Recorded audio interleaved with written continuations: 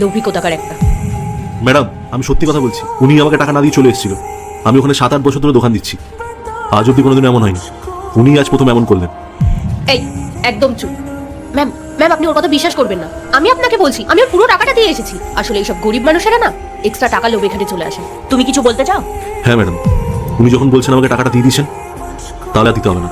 আমি মনে করবো আমি কোনো ভিখারিকে খাইয়ে দিয়েছি। আসলাম ম্যাডাম। দাঁড়াও। আচ্ছা পূজা, ও যদি মিথ্যে কথাই বলে বা গল্পই বানায়, তাহলে ও কি করে জানলো যে তুমি এই কোম্পানির স্টাফ?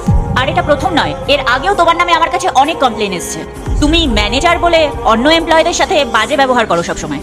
প্রথমে আমি বিশ্বাস করিনি, কিন্তু এখন যখন সবকিছু চোখের সামনেই হচ্ছে, তাই বাধ্য হচ্ছি সবকিছু বিশ্বাস করতে। আর আজকের ঘটনাটা যদি বাকি এমপ্লয়ীরা জানতে পারে, তাহলে সবাই কি ভাববে? যে আমাদের ম্যানেজার এমন?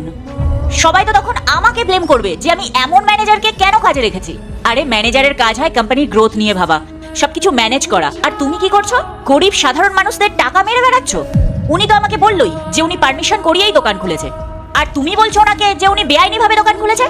আরে তুমি তো 80,000 টাকা মাইনে পাও, আর সেখান থেকে ওকে মাত্র 150 টাকা দিতে পারোনি? এত অভাব পড়ে গেছে তোমার?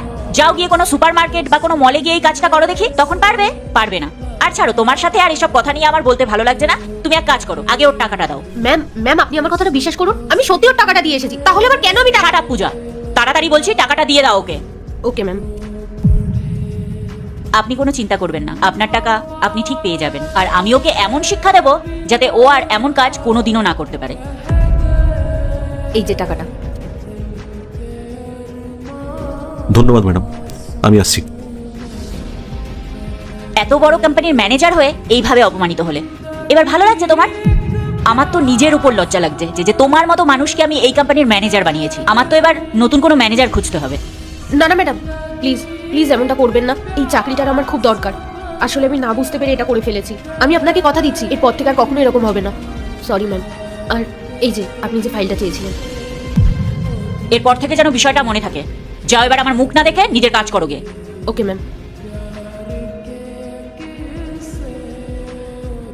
কি ব্যাপার, কেমন চলছে দোকানপাট? আরে ম্যাডাম, আপনি আপনি এখানে? বলুন কি দেবো আপনাকে? আমাকে 4টে আপেল আর 1 ডজন কলা প্যাক করে দাও। হ্যাঁ ম্যাডাম, দিচ্ছি।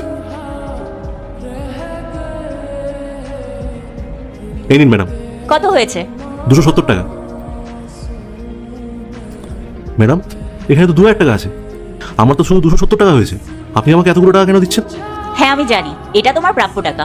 তুমি কাল তোমার দোকান ফেলে আমার অফিসে গেছিলে, আর সেই সময় তো অনেক কাস্টমার এসে ঘুরে গেছে, আর সেই জন্য তোমার অনেক পার্ট 2 দেখতে সাবস্ক্রাইব করো ভেলকু 78M।